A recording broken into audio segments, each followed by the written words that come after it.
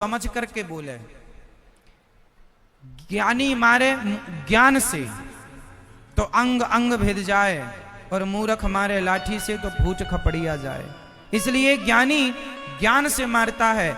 आप अभी हमें गाली दो, हम आपको कुछ ना कहेंगे, लेकिन समझदारी वह है कि आप समय आने पर उत्तर दें, और सटीक उत्तर दें। ऐसा उत्तर दें कि सामने वाला निरुत्तर हो जाए, कोई उत्तर ना हो। इंतजार कीजिए वक्त का, चुप रहिए। एक राजा था। उस राजा के दरबार में सर्दियों का मौसम था, खुले मैदान में दरबार लगा था, मंत्री संतरी प्रजा लोग बैठे थे। एक कोई आदमी आया, राजा से बोला, महाराज मेरे पास 2 हीरे हैं, इन 2 में एक असली है एक नकली है। यदि आपने असली हीरा पहचान लिया तो मैं आपको वो हीरा दे दूंगा, और यदि नहीं पहचाने तो हीरा जितने का है उतनी कीमत आपको मुझे देनी पड़ेगी। यदि शर्त मंजूर है तो ये खेल खेल लेते हैं। राजा बोला कि मेरे पास 10 जौहरी हैं, और जौहरियों के लिए हीरा पहचानना कोई बड़ी बात नहीं है। हीरे टेबल पर सजाए गए, रखे गए।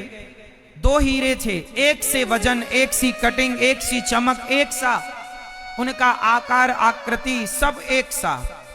अब बड़े बड़े जौहरी आए, लेकिन वो हीरे को पहचानने में असमर्थ हो गए। एक जौहरी आया, उठाया, बड़ी देर तक देखा, पर वो ये ना कह पाया कि कौन असली है कौन नकली। इतना बढ़िया था, कोई फर्क नहीं नजर आ रहा था असली और नकली में। राजा के 10 जौहरी हार गए, और राजा ने शर्त लगाई इसलिए थी कि मेरे पास 10-10 जौहरी हैं, और जौहरी के लिए हीरा पहचानना कोई कठिन नहीं है। पर वो 10 जौहरी फेल हो गए। मैया, ओ पंचायती मैया, ओ मेरी माँ, सुन लो मेरी माँ, बाद में कर लेना पंचायत। 10 के 10 जौहरी फेल हो गए। राजा शर्त हार गए।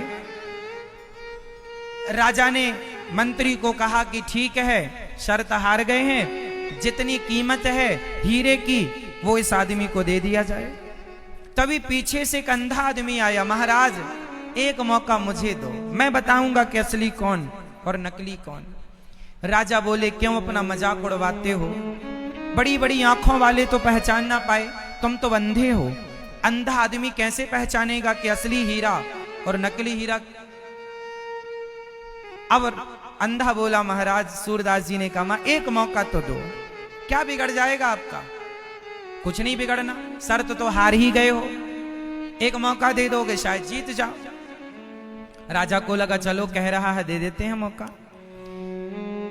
अंधा आया, उन दोनों को अपने हाथ में पकड़ा, और पकड़ते हुए बोला, महाराज ये हीरा असली है और ये हीरा नकली है। अब जिसका हीरा था वो समझ गया कि ये अंधा ठीक कह रहा। अब सारी सभा, सारे लोग आश्चर्य में डूब गए, महाराज ये अंधा।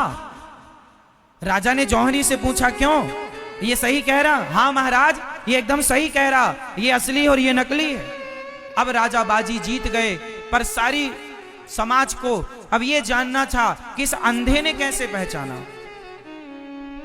अब हीरा कौन है, असली कौन है, नकली कौन, इसमें किसी का इंटरेस्ट नहीं। अब तो ये जानना चाहते हैं लोग, इसने पहचाना कैसे। लोगों ने पूछा, उस जौहरी ने पूछा जिसका हीरा था, उसने कहा, भाई तुम तो अंधे हो, जो बड़े बड़े जौहरी ना कर पाए वो तुमने पल भर में कर लिया, कैसे किया? उस अंधे ने कहा, बहुत आसान है हीरे को पहचानना। कैसा? बोले, ये हीरे बड़ी देर से धूप में रखे हैं, बहुत देर से ये हीरा धूप में रखे हैं, और धूप के कारण जो गर्म हो गया, जो गर्म हो गया वो, जो गर्म हो गया वो, जो गर्म हो गया वो, जो गर्म हो गया वो नकली है। और जो धूप में भी ठंडा रहा वो असली है। उसने तो पहचान लिया अंधा होकर भी। जो हीरा होता है ना वो ठंडा रहता है, धूप में भी रख दो आप तो वो ठंडा ही रहेगा। धूप में पत्थर गर्म होता है, ये नकली गर्म हो गया, हीरा नहीं गर्म होता।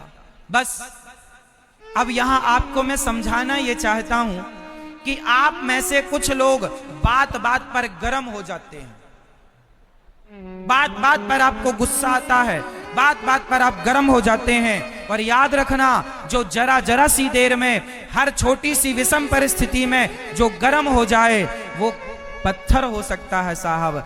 जो हर स्थिति में शांत रहे, ठंडा रहे, वो असली हीरा होता है।